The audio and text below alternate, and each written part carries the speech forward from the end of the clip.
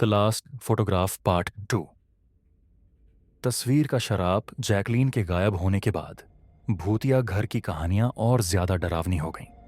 लोग कहते थे कि उस घर के आसपास जाते ही अजीब आवाजें सुनाई देती हैं और कई लोगों ने वहां रहस्यमयी परछाइयां देखने का दावा भी किया था।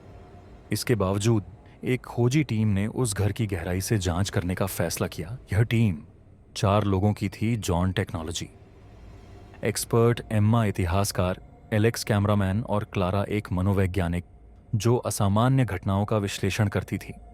उनका मकसद उस घर के रहस्यों को सुलझाना और यह पता लगाना था कि जैकलीन और उसके साथ क्या हुआ था। टीम देर रात घर पहुंची। ये वही पुरानी विक्टोरियन हवेली थी जो समय के साथ और ज्यादा खंडहर में बदल चुकी थी। उसका गेट जंग खा चुका था और बगीचे में झाड़ियों ने पूरी जगह को ढक लिया था। जैसे ही वे घर के अंदर गए, एक अजीब सन्नाटा छा गया। दरवाजे के अंदर की दीवारें अजीब सी खरोंचों से ढकी हुई थीं। हर कोने में मकड़ी के जाले थे और फर्श पर धूल की मोटी परत थी। एम्मा ने दीवार पर पुराने निशान की ओर इशारा करते हुए कहा, "ये निशान इंसानी हाथों से नहीं बने हैं।" टीम मुख्य हॉल की जांच करने लगी। वहां एक पुराना टूटा हुआ झूमर लटका हुआ था।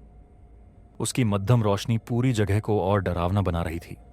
जॉन ने अपने उपकरणों को ऑन किया और देखा कि हर तरफ अजीब सी ऊर्जा का संकेत मिल रहा है। तभी एम्मा को फर्श पर कुछ चमकता हुआ दिखा। वह एक पुराना कैमरा था, वही कैमरा जो जैकलीन ने अटारी में देखा था। कैमरा खून से सना हुआ था और उसकी फिल्म अब भी लोड थी। जॉन ने कैमरे की तस्वीरें देखने की कोशिश की। पहली तस्वीर में एक परिवार था, एक आदमी, एक औरत और 2 बच्चे, लेकिन उनके चेहरे बेहद डरावने और विकृत थे।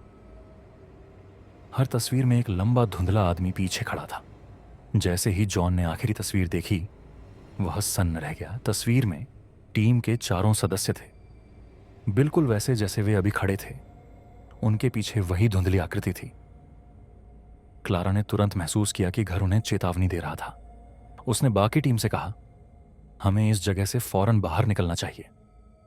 लेकिन तभी घर के सारे दरवाजे और खिड़कियां अपने आप बंद हो गईं। हर तरफ एक अजीब सी फुसफुसाहट सुनाई देने लगी। एलेक्स ने कैमरे से रिकॉर्डिंग शुरू की, लेकिन कैमरे की स्क्रीन पर सिर्फ धुंधली आकृतियां दिखाई दे रही थीं। तभी जॉन चीखते हुए पीछे की ओर गिर पड़ा। उसने कहा कि किसी ने उसका गला पकड़ा था, लेकिन वहां कोई नहीं था। उसकी गर्दन पर गहरे निशान थे, जैसे किसी ने नाखूनों से खरोंचा हो। एम्मा ने घर की पुरानी फाइलें खंगालनी शुरू की जो वहां पड़ी हुई थीं। उसे पता चला कि यह घर 19वीं सदी में बना था और यहां एक परिवार रहता था, लेकिन उन पर अजीबोगरीब घटनाओं का आरोप था। लोगों का गायब होना, आत्महत्याएं और खून खराबा। फाइल में एक नाम बार बार आ रहा था, वह शख्स जिसे हम देख नहीं सकते।